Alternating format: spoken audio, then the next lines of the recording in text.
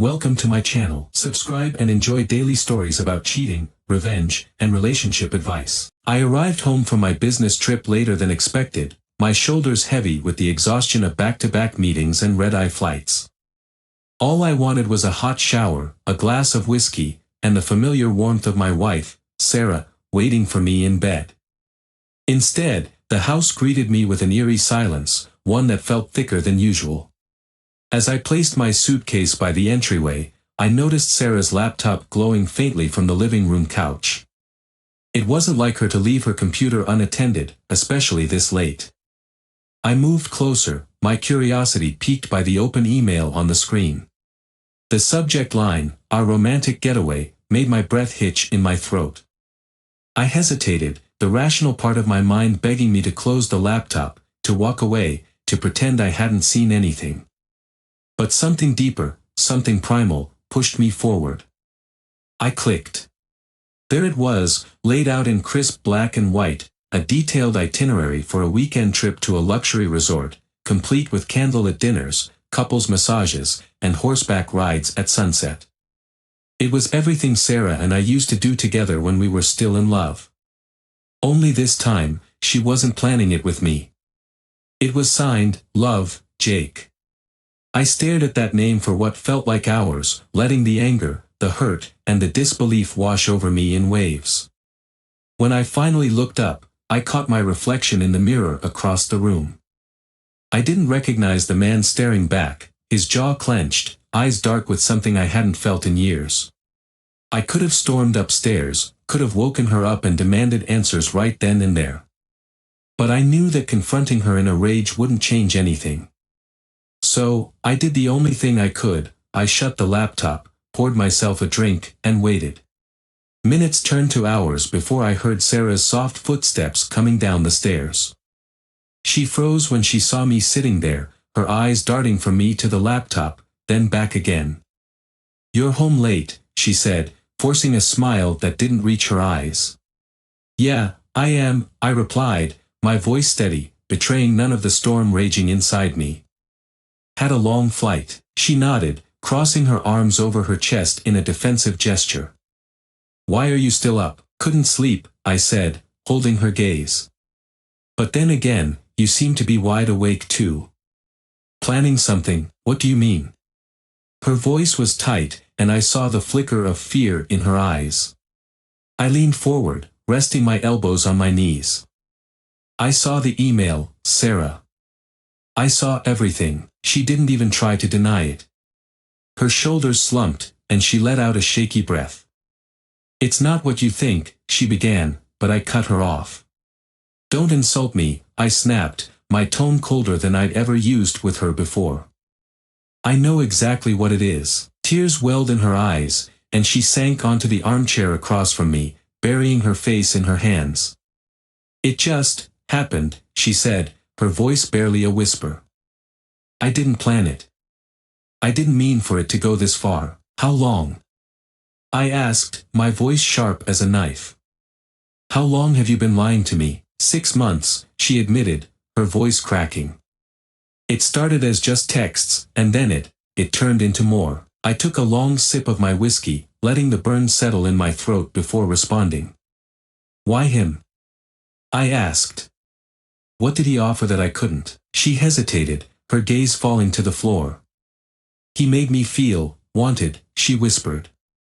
"Like I was the only thing that mattered." I nodded slowly, the words stinging more than I cared to admit. "And I didn't." Her eyes snapped to mine, filled with guilt. "You've been so distant," she said, her voice trembling. "So focused on work, on everything but us. I didn't want to hurt you, but I was so lonely." "You should have talked to me," I replied, my tone flat. "Not cheated." "I know," she sobbed, wiping her eyes with the back of her hand. "I know, and I'm so sorry." I stared at her for a long moment, trying to reconcile the woman I loved with the stranger sitting in front of me. "You're sorry because you got caught," I said finally. "Not because you did it." Silence hung heavy between us, and I realized there was nothing more to say. "I'll be sleeping in the guest room tonight," I said, standing up. "We'll figure this out in the morning." Please, can't we just talk about this? She begged, reaching for me. I stepped back, out of her reach, and shook my head.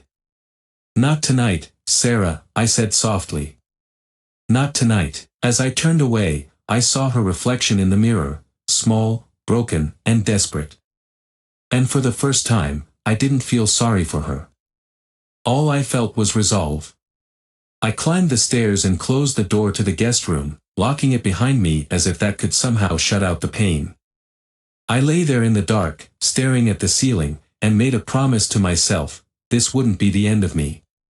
If Sarah thought she could betray me without consequence, she was about to learn just how wrong she was. The sun was just beginning to rise when I left the house the next morning, slipping out quietly while Sarah was still asleep. There was no room for more late-night confrontations, no room for more desperate apologies. I needed clarity, space, and, above all, a plan. As I drove through the empty streets, the reality of my situation began to settle in. I was about to go to war. My first stop was the office of a divorce attorney I'd researched the night before. His name was Paul Whitaker, a sharp, well-dressed man with an air of confidence that instantly put me at ease. His reputation as a ruthless negotiator preceded him, and as I shook his hand, I knew he was exactly who I needed in my corner. So, Paul began, settling into his leather chair and steepling his fingers in front of him. Tell me everything. I took a deep breath and laid it all out, the affair, the emails, the lies. I handed over every piece of evidence I had gathered and watched as his eyes narrowed, absorbing every detail. You've got a solid case, he said finally. If you play this right, you can protect your assets and come out on top. That's exactly what I intend to do, I replied. I need to make sure she doesn't get a single dime more than what's legally required. Paul nodded, jotting down notes on a yellow legal pad. We'll start by freezing any joint accounts, he said. We need to prevent her from moving or hiding assets once she realizes what's happening. And if you're serious about this, I suggest hiring a private investigator.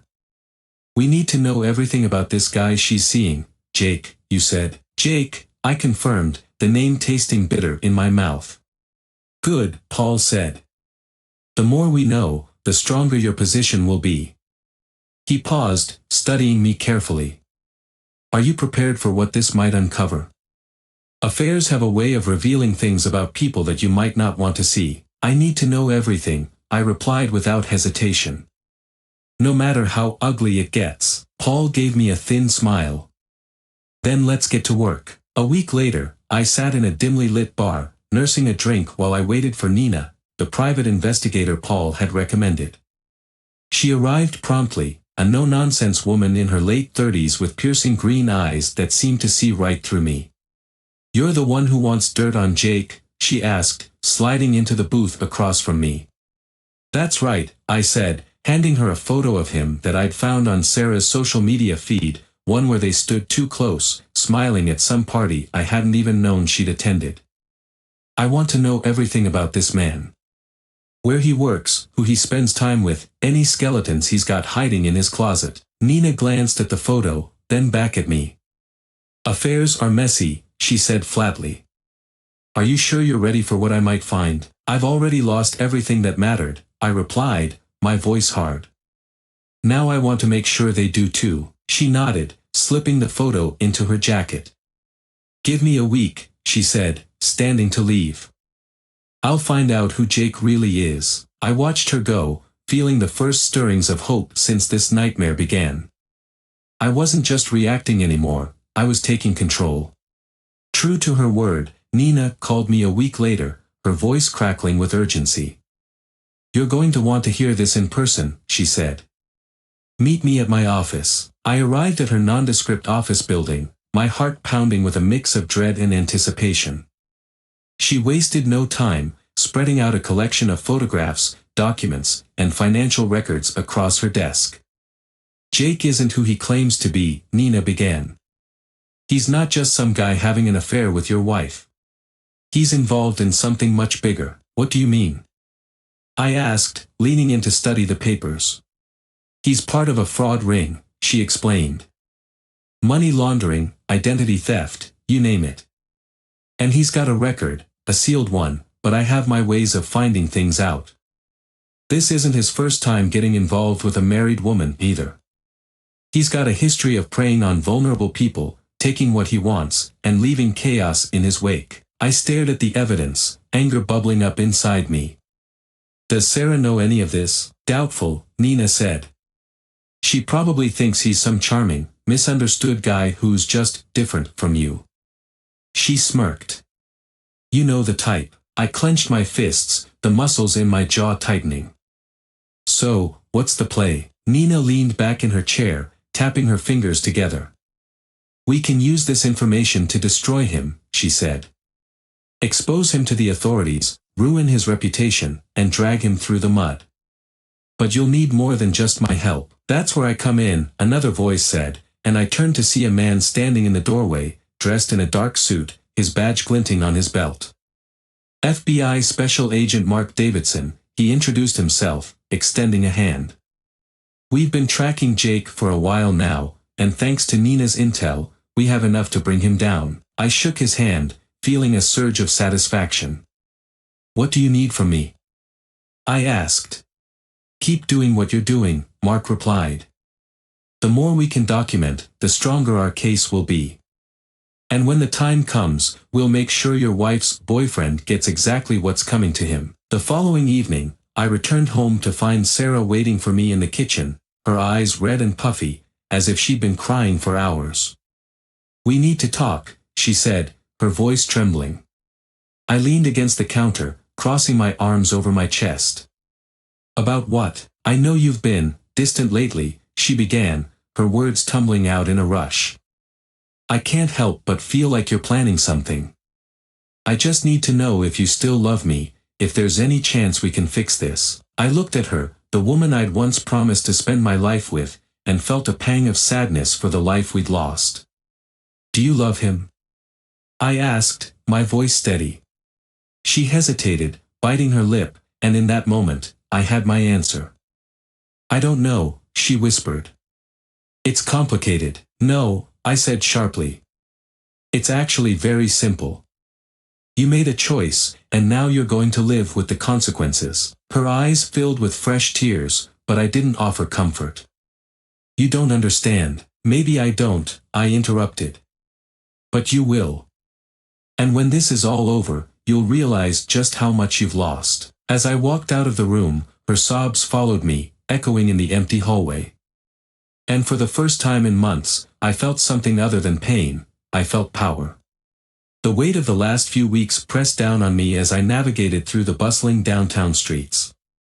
My mind raced with plans and contingencies, each thought revolving around Jake and the way he'd wormed his way into my life through Sarah.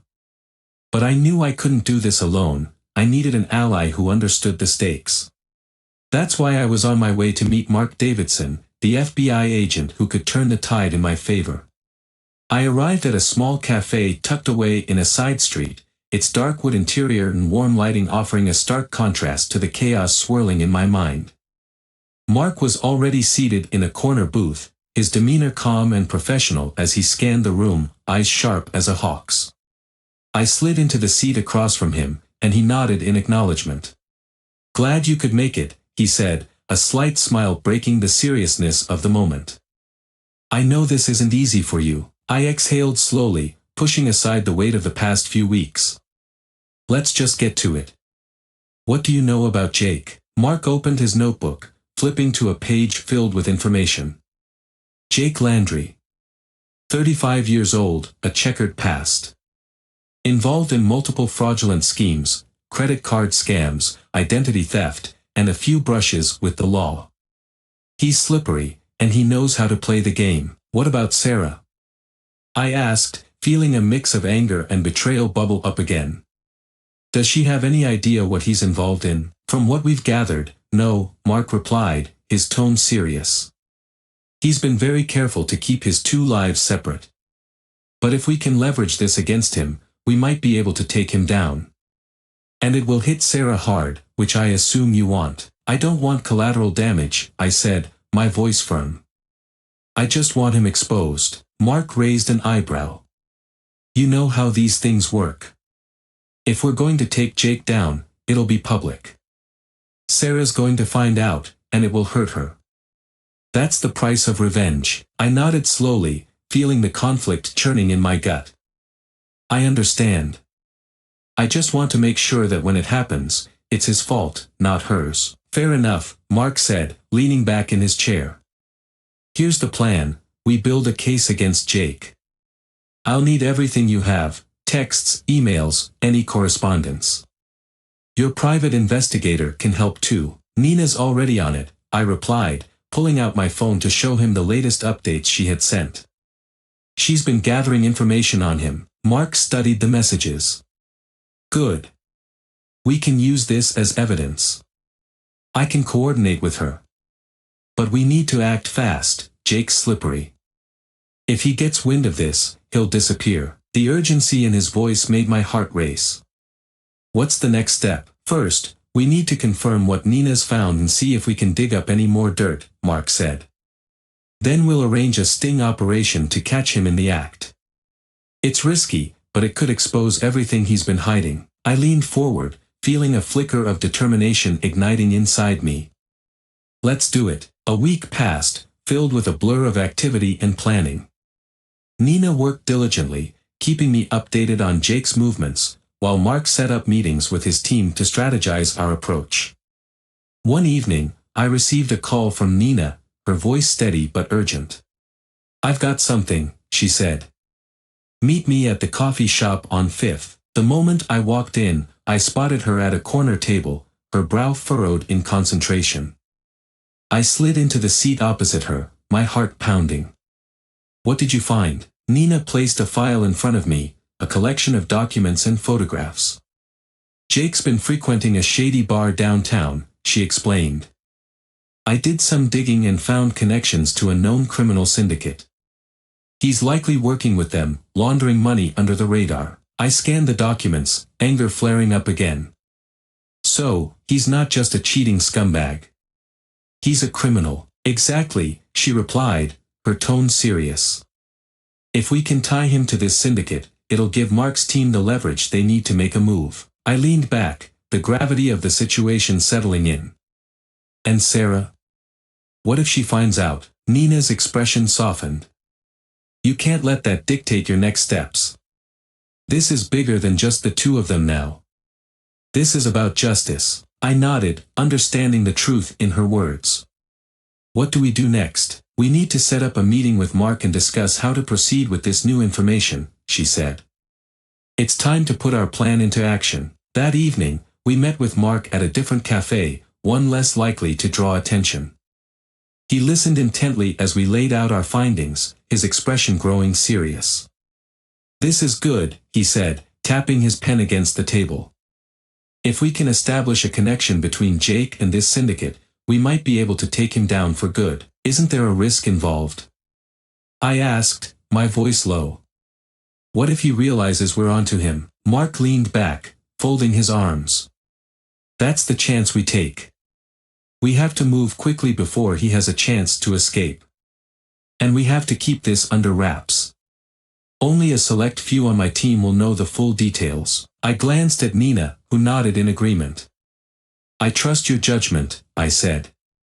Let's get this done. As the days passed, I felt a sense of purpose driving me forward. I was no longer just a man betrayed, I was a man fighting back. The more I learned about Jake, the more determined I became to take him down. I started to envision a future free of his shadow, a life where Sarah's betrayal wouldn't haunt me. Yet, as I prepared for our next move, a nagging doubt crept into my mind. What would this do to Sarah? The woman I once loved and who had become a stranger overnight. I shook off the thought, reminding myself that this was about justice, about reclaiming my life. Ready for the next step?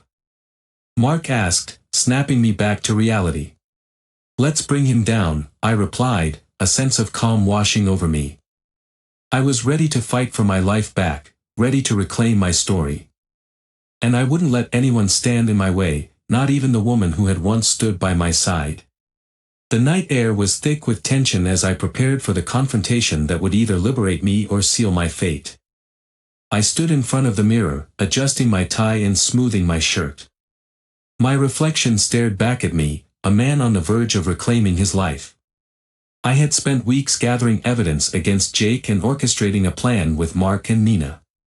Tonight would be the culmination of our efforts. I met Mark and Nina outside the bar where Jake frequented, a grimy establishment with flickering neon lights that seemed to hum with the kind of energy only found in places filled with secrets. "Are you sure you want to do this?" Mark asked, his voice low, his brow furrowed with concern. "Absolutely," I replied, a steely resolve coursing through me. "This has gone on long enough." Nina stepped forward, her expression serious. "Remember, we're not just exposing Jake, we're building a case. We'll need your testimony, and you must stay calm." "I'll do whatever it takes," I assured her, glancing at the entrance. "Let's go." Inside, the bar was dimly lit, filled with the murmur of conversations and the clinking of glasses. Jake sat at the far end, laughing too loudly, a drink in hand. I could feel my heart rate quicken as I approached, flanked by Mark and Nina, who stood back, ready to observe and intervene if needed. "Hey, Jake," I called out, my voice steady despite the adrenaline surging through me. He turned, a grin plastered across his face until he recognized me. The smile faded, replaced by a flicker of confusion. "What the hell are you doing here?" he demanded, rising from his seat. "You shouldn't be." "I shouldn't be what?" "Confronting the man who's been sleeping with my wife." I interjected, the anger rising in my chest but kept in check. I needed to play this smart. "Listen, man, this isn't what it looks like," he stammered, his bravado faltering. "Sarah and I." "Save it," I snapped, stepping closer. "I know exactly what you've been doing. And I have proof." Jake's eyes darted around the room, panic creeping into his demeanor. "What do you mean?" "Let me make this clear," I said, my voice dropping to a low, menacing tone. "You've been living a lie, and it's about to catch up with you. I have everything I need to expose you. Your shady dealings, your criminal connections, all of it." He paled, glancing over my shoulder at Mark and Nina, who stood just out of sight but were listening intently. "You're bluffing," he said, though the tremor in his voice gave him away. "Am I?" I challenged, pulling out my phone. "Let me show you the messages, the pictures. I'm not here to play games, Jake. I'm here to end this." As I scrolled through the evidence, Jake's bravado cracked, and a flicker of fear crossed his face. "You wouldn't do that," he said, desperation creeping into his voice. "You'll ruin everything." "Everything was already ruined the moment you decided to betray my trust," I shot back. "But you'll soon find out what happens when you play with people's lives." Mark stepped forward then, revealing his badge. "Jake Landry, you're under investigation for multiple counts of fraud and money laundering. We have enough evidence to put you away for a long time." Jake's eyes widened in horror. "This is bullshit. You can't do this." "You should have thought about that before you got involved with my wife," I said coldly, stepping aside to let Mark and his team take over. "I hope you enjoy the view from your new home." The confrontation drew the attention of several patrons in the bar, murmurs rising as Jake's face twisted in anger and humiliation.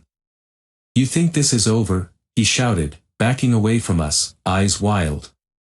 "You'll regret this." I felt a surge of satisfaction as Mark signaled for his team to move in. "We're done here, Jake," Mark said firmly. "You're going to answer for your actions." As they led Jake away, I felt a weight lift off my shoulders. The anger that had consumed me for weeks was finally dissipating, replaced by a sense of closure. But a familiar voice cut through my thoughts. "Sarah." "Tom," she called from the entrance, her face a mix of shock and desperation. "What's going on? What's happening?" I turned slowly, my heart clenching at the sight of her. "This is over, Sarah," I said, my tone calm but firm. "You need to understand that." "Over?" she repeated, confusion etched on her face. "What do you mean?" "I came to find you because You need to hear what I have to say," I interrupted. "I've learned a lot in the last few weeks. About you, about Jake, about us. And I can't do this anymore. Please, just talk to me, she pleaded, her voice rising in panic. I didn't mean to hurt you. I made a mistake. I held up my hand, cutting her off. This isn't just about a mistake. You chose him over me. You betrayed everything we built together. I can't pretend that's okay. Tears welled in her eyes, and for a moment, I felt a flicker of sympathy. I loved you. I thought I could fix things, but I didn't know how. I felt so alone. That doesn't justify your choices, I said, my heart hardening. You'll have to face the consequences. This is bigger than us now. Mark stepped in then, placing a hand on my shoulder. We need to leave, Tom, he said, his voice steady. Let's not drag this out any longer. Wait. Please. Sarah cried out, her voice breaking. Don't do this. I'm so sorry. As I walked away, I felt a part of me shatter at the sight of her pain. But I reminded myself that I couldn't carry her burdens anymore.